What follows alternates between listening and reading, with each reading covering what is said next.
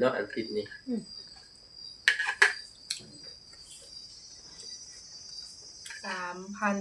3,000ปลายแล้ว3,000ปลายทาง3,000ปลายแม่นป้าดีใจหน้าจอเลยพี่น้องสิขึ้นไปหน้าจอเลยตัวโดนเติบแล้วจังได้3,000สบายดีเด้อพี่น้องเด้อสบายดีเบิดทุกคนที่เข้ามารับชมพี่น้องมื้อนี้ก็ยังอยู่เฮือนคือเก่าพี่น้องเอ้ยบ่ทันไปทางใดหลังจากมื้อวานนี้พากันไปใส่บาตรแล้วก็เมื่อทางเฮือนลุงพามีพุ่นแหละพอดีไปแว่เบิ่งเฮ็ดพอดียังถือขิงไข่อยู่พี่น้องเนื่องจากมื้อก่อนๆหั่นแบบไปพอดีถึกฝนตกไข่ถือขิงไข่ขึ้นอยู่ก็ไปมื้อบอนถ่ายคลิปให้น้องนาตีจับกล้องมาถ่ายคลิปปะนางสอนดูฮวกเลยพี่น้องก็ไข่ซึมมาเลยแล้วก็วานนี้ไปใส่บาตรในแล้วก็สายมาจักหน่อยพากันเข้าไปหาเฮ็ดเห็นเพิ่นว่าเฮ็ดหลายก็อดบ่ได้พี่น้องอยากไปนำหมู่ก็ไปเป็นหมู่กันแหละไป 3-4 คนมาเพิ่นว่าเป็นวัดขึ้นกว่าเก่าพี่น้องถือขิงไข่ขึ้นโอ้ยบ่ทันไปใส่เลยก็มี FC เพิ่นถามอยู่ว่าบ่ได้ไปใส่เบ็ดใส่หยังบ่เห็นหลายมื้อแล้วบ่ได้ไปไสพี่น้องเอ้ยอยู่เฮือนช่วงนี้เสียงก็ยังเปลี่ยนๆอยู่ยังหยุดซะก่อนช่วงนี้พักพื้นโตพุทธเจ้าซะก่อนบ่สบายนี่ก็เสียงอยากเครื่องๆอยู่พี่น้องพอดีน้องละตีเพิ่นไปตลาดบ่ได้ไปนำเพิ่นมันตากลมเนี่ยเลยบ่อยากไปแล้วสิบ่เช้าจักเทื่อพี่น้องนอนเนื่องไปเรื่อยๆเลยสิหนักขึ้นก็เลยหยุดพักผ่อนอยู่เฮือนให้เพิ่นไปซื้อสิ้นแห้งซื้อของกินน่ะมาให้กินประเภทพวกต้มแนวร้อนอยากสูบน้ำมันมีสิ้นแห้งแนวกินได้นะพี่น้องแล้วหมากไม้ก็เป็นหมากแตงบางอย่างนี่แหละอันอื่นก็เนี่ยมันอย่างจักหน่อยนี่ใกล้บ่ได้เลยบ่กินเลยมันพิษพยาธิแหน่กินเข้าไปแล้วมันรู้สึกแปลกๆแล้วอากาศมื้อนี้ก็มืดครึ้มอีกแล้วพี่น้องเอ้ยจักสิเช้ามื้อใดเป็นหวัดเป็นไข้ก็ได้อย่ามื้อแดดพัดแดดโพดมื้อมืดครึ้มเพิ่นว่าฝนสิตกมาอยู่เลยมื้อนี้ก็สิครึ้มๆมื้อวานนี้พากันไปหาเฮ็ดนั่นสิได้แดดแน่ย่างตากแดดเลยเพราะว่าถ้าได้มาเฮือนไปแล้วไปแวะเฮือนลุงแล้วพากันไปเลยหมวกก็บ่มีใส่เสื้อไปตักบาตรเข้าหาเฮ็ดเลยบนนี้มีหมวกมีหยังไปยืมกระตากระทั้งหน้าแล้วยืมทั้งพุ่นแหละของเขาทั้งเรือแหลมทั้งลุงมีไปหากันเลยบ่ได้เกียมหยังหมวกก็บ่มีแข่งแดดตลอดไข้ตื่มซ้ำอดพี่น้องเอ้ยเช้าจังน้อยก่อนจังสิไปหาอยู่หากินไปถ่ายคลิปบรรยากาศข้างนอกพุ่นแหละส่วนช่วงนี้นั่นออกไปบ่ได้เก็บโตถ้าน้องละตีมาก่อนจังสิหากินข้าวกินน้ำพี่น้องเอ้ยน้องละตีขึ้นมาฮอดแล้วพี่น้องโดยสบายดีเด้อพี่น้องเด้อได้หยังมากินเนี่ยเนาะพอดีซื้อลาบพี่น้องแต่ว่าอันสิ้นแห้งแนวสั่งเพิ่นเป็นสั่งสิ้นแห้งนี่สิ้นแห้งกับลาบเพิ่นซื้อมาให้เพิ่นกินนะให้เพิ่นสดฮ้อนๆก็คือสินั่นนี่น้อยนึงหั่นนะพอสวงเลยเนาะไปตากแดดตากฝนพี่น้องไข่บ่ทันเช้าคักกำลังลกพลาไปขึ้นคือเก่าพี่ก็แบบเฮาพักผ่อนบ่เพียงพอเนาะเป็นแบบลายนะพี่น้อง FC เพิ่นยังถามว่าเดี๋ยวนี้คือบ่เห็นไปหาปลายังบ่ทันสวงไข่พี่น้องไปแข่งพลไปเต็กแล้วก็เลยแบบเช้าอีกเทื่ออันนี้สิเป็นลาบซุปเด้อพี่น้องเด้อเป็นขั่วเรียบร้อยแล้วดิเพิ่นก็สิใส่หลายอย่างนี่แหละอันนี้สิเป็นน้ำต้มยังฮ้อนๆอยู่เลยพอดีสดร้อนแล้วเวียกแล้วก็พอดีไปตลาดเลยพี่น้องตอนแรกว่าสิไปซื้อน้ำมันรถไว้แล้ววันนี้ไปพอดีก็เลยว่าบ่ได้ซื้อก็ได้ใส่นะเพราะว่าน้ำมันมันแพงพี่น้องพี่น้องหลายเติบเนาะถุงยักษ์พันในอันนี้ค่ะลายถุงหนึ่งดิสิ้นมันลายสดรสมันจังสวงวัดไข่เนี่ยพี่น้องเพิ่นเป็นวัดเป็นไข่แต่ว่ากินข้าวได้อยู่เนาะกินได้ข้าวผัดว่ากินบ่ลงเลยรสชาตินะฮู้แล้วแต่ว่าอันนั้นอยากไข่กลับขึ้นซื่อๆเพิ่นอยากกินสิ้นแห้งเอาเลยอยากให้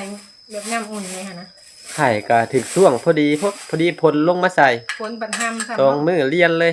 มันแม่งสินานเศร้า แม่น ก็เลยว่าให้เพิ่นหยุดก่อนไปหาปูหาปลากะยามเฮาเป็นไข่กับบ่ป้ายพี่น้องเป็นไข่ใครว่าหากินเนาะคือว่าเลยไปบ่ได้หยุดเลยเด้อพี่น้องคือเห็นเลย แต่เป็นเที่ยงแดดๆนี่เพิ่นก็ไปควงแฮเพิ่นอยากหาเพิ่นมักแนวนั้นแต่ก็ได้อีกพอกินอ้าวแกะบ่ได้ตัวนี้ไปนี่เลยนะ ไปหันไป อันนี้สิเป็นผักกาดพี่น้องเพิ่นใหายนะหลายๆเฮาบ่ได้เอาถ้วยมาใส่ครับ ใส่ผักช่วย ใส่อันนี้บ่ กินแห้งได้ มีครบสุดผักขมิกแล้วก็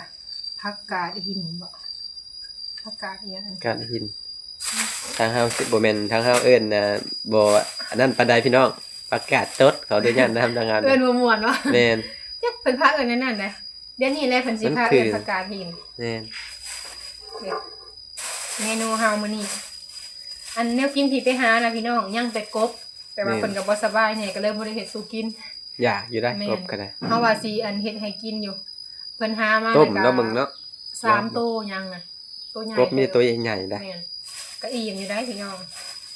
เฮ็ดกินก็อิ่มเบิดครอบครัวกบ แม่นยังหลายเติบ เด้มีหมึกเผ็ด ไม่เท่าเพิ่นก็ป้าเพิ่นกิน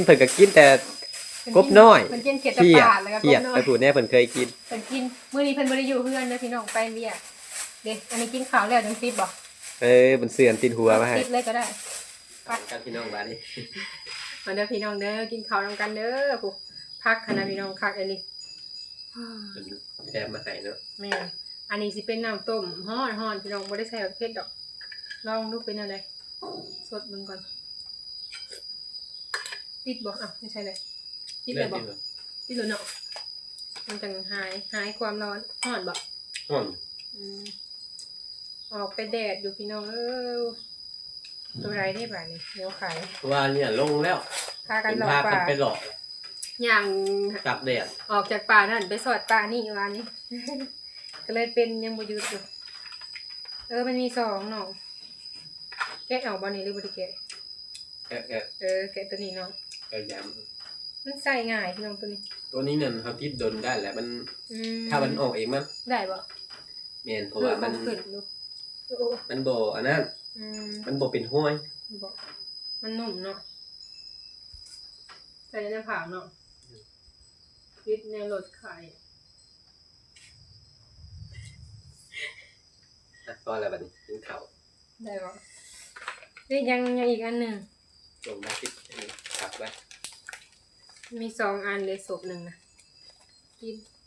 ยาก็จะกินยา ติด เนี่ย ส กิ ติ๊ น ก อ เกอยู่ ร์ บ่ น้ำกินข้าวอีกหน่อย กินอยู่บ่ยากินยาหยัง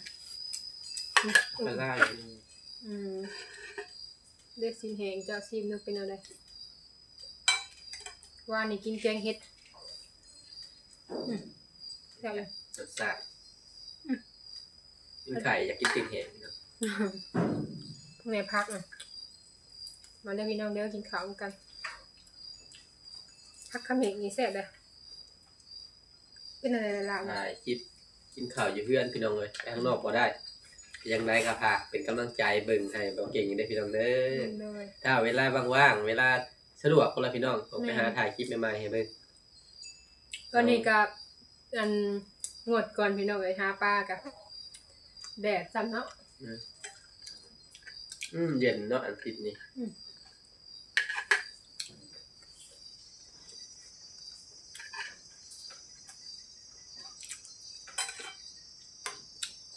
ยังห่อนอยู่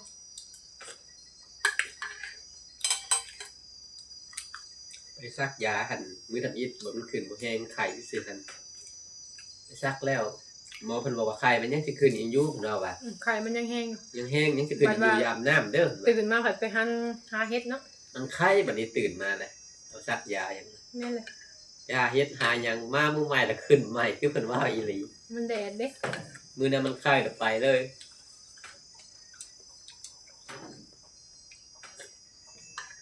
กลางคืนนี่พี่น้อง1 โมง 2 โมงบางมื้อนะไปหากาด บางแบบมันเดิกแห้งอะนะทุกมื้อถ้าบ่ได้เป็นไข่แล้วจ้ะไปทุกมื้อ ไปแล้วมันเห็นในตาแล้วมันอยากไปเรื่อย อืม ๆรู้ว่ามันมีนะนี่ก็ปลูกไปหาเห็ดนะ เห็นหมักแล้วเนาะ จุดตัวมันสิมีแต่ว่ามันสิเต็มดินอยู่ เห็นในตา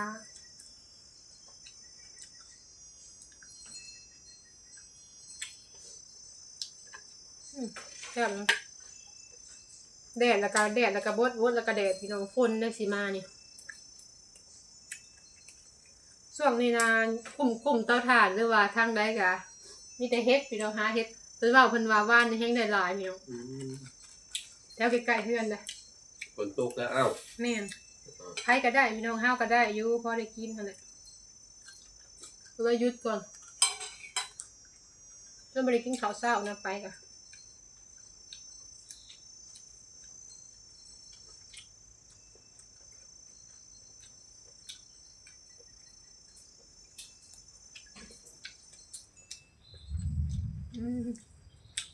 ถ้าดังเลย เพราะว่าตอนแรกนี่ตกเลยเนาะ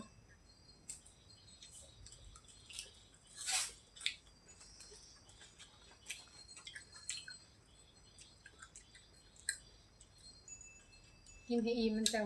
มีแฮงรสชาติจะเป็นอะไรเนาะ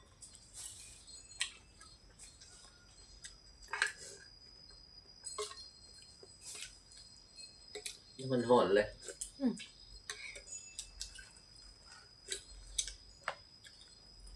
กินกับอยู่นาเฮือนเลยพี่น้องโตนาเฮือนกลายว่าอยู่กอไผ่พูดมือนี้เนี่ยไปยากไม่ยากก็เลยบอกไปพูดน่ะ เป็นอันนั้นเนี่ยยางไปยางมา มันได้ความหัวมันเด้หลอดไปหลอดมา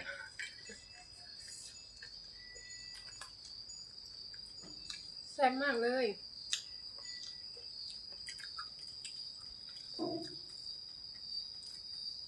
มีผักติ้วครบ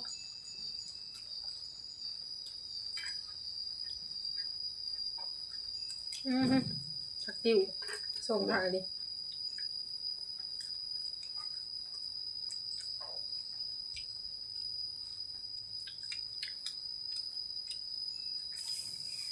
ตั้งแต่มันอยู่ครับไปเห็นนาขางเฮือนเป็นผักจิ๋วหาจนเมื่อยเลยแค่อยู่นาขางเฮือนก็ต้องใหญ่หนึ่ง อยู่ในหันแล้วบอก เนี่ย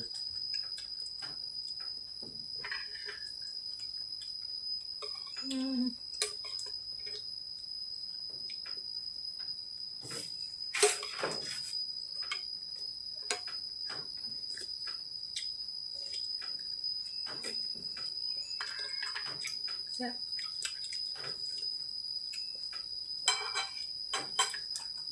อันที่หัวรุ่นนี้บ่เคยติดก็เย็นคือกันเนาะ เย็นเด้มันดูดได้เอาเลยดี เคยติดแต่ตัวแบบเป็นปองปอง ดูดไข่ออก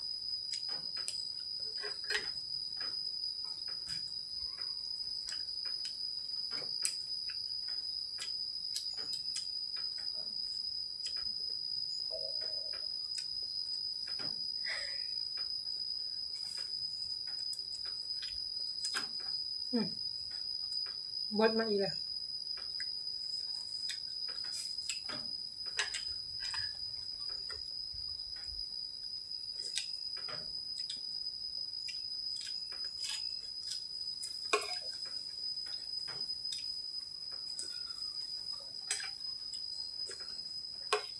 แซ่บ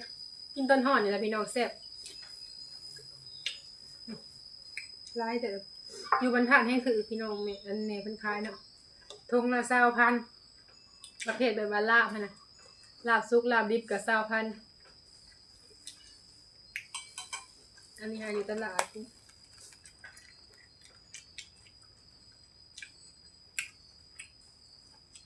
คืนมาทางเลย มันอยากโคมมันก็คืน นี่มันคม มันเข้ากัน มันกันว่า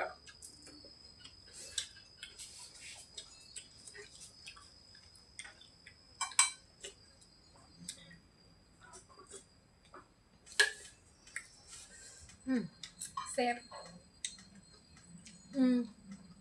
กินมันคือสิคืนแห้งนี่พัก เบอร์พี่เบิ่งบ่ติดปากแล้วนะมันคืนของผม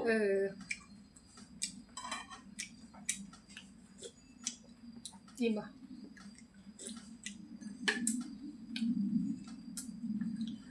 กัด อยู่แล้ว แก้คืนได้ครับกินผัก มันอยากอัน หิ นี้ วแล้ว แนวมันอยู่แล้ว กินกับลาบปลาอหย่างนี้เพิ่นก็สิเอาผักอันนี้แหละกินนะ อิ่มแล้วพี่น้องไอ้กินข้าวก็ได้ โดยอิ่มแล้วพี่น้อง แต่กินแซ่บอยู่ แม่นย่างแต่สิ้นแหงอันนี้ไว้ให้เพิ่นกินอีก แล้วก็ได้แนวติดหัวพี่น้องไปตลาดก็ซื้อให้เพิ่นติดแล้วก็พักผ่อน อันเดียวกันเลย อันหนึ่ง25,000กีบ ต้องอัน50 แม่น ข้างในสิมีอันละ2อัน มี4อัน4แผ่นเฮาก็มาติดอันในหน้าผากพี่น้องให้มันลดไข เย็นเนาะ แม่น จิ้วทางในก็คายอยู่ ถ้าหากติดแบบอันเป็นห้อยนั่นน่ะมันสิออกเป็นหูอยู่เป็นติดแดนพวกนี่ยังว่าเป็นจิ้วตัวพี่น้องเอ้ย ก็จักเดือนแหละมาเก่งเริ่มเฮ็ด YouTube มานี่ก็บ่แม่น4-5เดือนแล้วบ่ หาเดือนนี่แหละประมาณหาเดือน ก็โดนเติบเลยนะพี่น้อง โดนเลยนะพี่น้องนี่แต่ว่า เฮาก็วนเวียนไปแถวเฮือนเฮานี่แหละ ส่วนหลายเนาะ เนี่ยคือแนวนี้ล่ะบางเทื่อก็บ่ได้ไปทางใด แม่น ก็ผู้ติดตามก็จักฮอดเท่าใดแล้วท่านได้เบิ่งซ้ำ อืม จักขอเบิ่งอยู่บ่ทางบ้าน คือว่า3,000ปลายแล้ว 3,000ปลายทาน 3,000ปลาย แม่น ป๊าดีใจเลยพี่น้องเอ้ย เดี๋ยวเอาให้เพิ่น เดี๋ยวสิให้ บิ่ง เอาขึ้นบังหน้าจอเลยพี่น้องสิขึ้นเบิ่งในหน้าจอเลยป๊าตัว โดนเติบแล้วจังได้ 4-5 เดือนก็ดีใจเลยพี่น้องซ้ำนี้ก็ได้ 3,000เพราะว่าเฮาก็แบบเฮ็ดแบบสองคนเฮาเนาะ นี่ บ่ได้ไปเฮ็ดกับไผแล้วก็เรื่องซ่องอีหยังนี่ก็บ่ได้ฝากส่วนหลายน่ะมีแต่น้ำอ้ายเนาะ ฝากน้ำอ้ายพามีแล้วก็เฮ็ดคลิปแถวเพื่อนเฮานี่แหละพี่น้องไปอันไกลบ่ได้เนาะส่วนหลายเฮาก็สิเฮ็ดแบบว่าถ่ายสไตล์ชีวิตของเฮาเนาะ ส่วนหลายสิเป็นการดำรงชีวิต แต่ละมื้อนะว่าเฮ็ดหยังแล้วก็ทำมาหากินไปพี่น้องเฮาก็เฮ็ดเวียกเกี่ยวกับครอบครัวเฮาเองเนาะแบบสิไปเฮ็ดอย่างอื่นต้นทุนเฮามันน้อยพี่น้องแต่ว่าเฮาก็สู้แบบเต็มที่หันนะ แม่ การเรื่องการที่เฮาเฮ็ดคลิปนี่ก็เฮาเต็มใจทั้งสองคนเฮาเนาะ เฮ็ดนำกันนั่นแหละพี่น้อง การเติมเน็ตเติมหยังนี่เฮาก็เติมเองเฮาอะนะสู่มาได้ส่ำนี้ก็ดีแล้วเนาะ เพราะว่าเฮาลงตลอดนั่นแหละพี่น้อง มีแต่ว่าบัตรบ่สบายจังสิบ่เห็นแน่แต่ว่าลงทุกมื้อบ่เคย ยั ขาง ด ดีนะที่ได้ซ้ำนี้ ก็ เพ ดี ราะว่า ใจ ฮู้ แล้ว อย่าว่าเห็นมันยากเห็นนะเดี๋ยวมันสิผู้ติดตาม ก็ ในซ้ำนี้ บ่ได้ง่ายเด้อพี่น้องเพื่อสิได้ก็ เพราะว่าเคยผ่านมาแล้วเคยเห็นแล้ว โดย ก็เลยฮู้ว่าป้าเปิดสมัคร1,000นะพี่น้อง ก็การที่เฮ็ดคลิปหรือว่าอิหยังมันก็แนวใหม่ๆพี่น้องคือว่าเนาะแนวเก่าหลายก็บ่โอเคสำหรับที่ว่าเฮาลงอะนะเฮาต้องถ่ายไปเรื่อยๆพี่น้องตามชีวิตแต่ละมื้อหั่นแหละหาอยู่หากินเนาะ ก็เห็นพากันไปป่าไปดงพี่น้องยังดีที่ว่า2คนเนาะแบบไปนำกันหั่นนะก็ยังดีแต่วางนี่แหละหมู่คู่นะมีพี่น้องแต่ว่าแต่ละคนก็มีครอบครัวแล้วก็การใช้ชีวิตคนละแบบเนาะมันสิไปนำกันก็บ่ได้แล้วพี่น้อง ใช่แต่ถ้ามีเวียกมีงานเพิ่น แต่ว่า ก็ หั เห็ ก น แพงกันคือเก่าพี่น้อง FC เพิ่นถามหลาย บ่เห็นไปนำกันว่ะเพิ่นก็ไปเวียกนำเพิ่นแบบไปเวียกนำผัวหั่นนะคือหมู่เนาะและเฮาก็เฮ็ด2คนเฮาแบบนี้หั่นนะและใช้ชีวิตนี่มันก็คนละอย่างกันพี่น้อง ใช้ชีวิต แม่น แต่นั่นถ้ามีเวียกมีงานเดี๋ยวไปหา เพิ่น กั ก็ น แบบว่ามักเฮ็ดเวียกซะเนาะแล้วเฮาก็มักเฮ็ดแบบนี้ แต่ละคนมันเลยแบบว่าไปเฮ็ดคนละทางพี่น้องแล้วก็สิบ่เห็นกัน แต่ว่าหักแพงกันคือเก่าพี่น้องเฮาก็ทำมาหากินเนาะแต่ละมื้อพี่น้องเอ้ยไผก็ยันแต่บ่กุ้มครอบครัว เห็นแล้ว เลยก็สิประมาณนี้เนาะ ซ้ำนี้ก็ดีใจสุดๆเลยพี่น้องเอ้ย แม่ บ่คือบ่ฟันว่าสิได้ซ้ำนี้ แม่นเฮาก็บ่ได้คิดคือกันเนาะแต่ว่ายังดีที่ว่ามี FC ที่เพิ่นฮักแพงเฮานะแล้วก็คอยติดตามแล้วก็แนะนำทุกๆอย่างพี่น้องเฮาก็ดีใจแล้ว บางอย่างที่ว่าบ่เข้าใจหรือว่าอยากสอบถามอิหยังมาก็ได้เด้อพี่น้องเด้อบ่ได้ห้ายเนาะเฮาก็ตอบแบบว่าตอบในคลิปนี้เพิ่นก็สิเข้าใจเฮาอะนะแล้วเพิ่นก็สิฮู้ว่าแบบใดแบบใดเนาะ ก็ แม่น ขึ้นฮอด 3,000 ประมาณเมื่อวานนี่แหละ โดย เพราะว่าเมื่อก่อนบ่เก่งเบิ่งท่านฮอดก็เลยถามน้องลาตรีกินนี่ว่าฮอดแล้วบ่ฮอดแล้วก็ดีใจ 3,000 ฐานแล้วพี่น้องผู้ติดตามก็เพิ่นหาก็เฮ็ดหาเดือนไปปลายแล้วเนาะก็ประมาณนี้แหละ การลงคลิปก็ได้ยักคลิปแล้วถ้าได้เบิ่งซ้ำลืมจะลงไปเรื่อย โดย ๆถือว่าดีสุดๆแล้วคือได้สำนัก แม่น เฮาก็คันแม่นเฮ็ดผู้เดียวก็บ่ฮู้แต่มันสิไปฮอดไส มันก็หลายอย่างเนาะ เฮ็ดซ้ำนี้ก็ทับอีกก็มีแต่ว่าฮอด1,000นี่ก็ ก็ดีแล้วเพราะว่ากำหนดมัน1,000เด้ แม่น กำหนด1,000ขายยอดซุ่มเฮ็ดให้มันได้ โดย แต่ว่าผู้ติดตามเกิดกลายขึ้นมาฮอด 2-3,000 คนนี่ก็ดีใจเพราะว่าตามเบิ่งก็ยังหลายขึ้นเทื่อละน้อยพี่น้องเอ้ย โดย ขึ้นเทื่อละ2-3 คนเทื่อละ4-5 คน แม่ ก็ดีใจได้พ่อแม่เพิ่นเข้ามาติดตาม โดย เป็นกำลังใจให้โดยมีแต่ว่าคลิปนี้เบาเก่งก็ขอขอบคุณขอบคุณเด้อที่เข้ามาติดตามรับชมเบาเก่งครับเป็นกำลังใจให้พี่น้อง โดยให้อยู่ดีมีแรงเบิดสุขทุกคน โดยสำหรับคลิปนี้เบาเก่งขอกล่าวคำว่าสบายดีเด้อพี่น้องเด้อ โดยสบายดี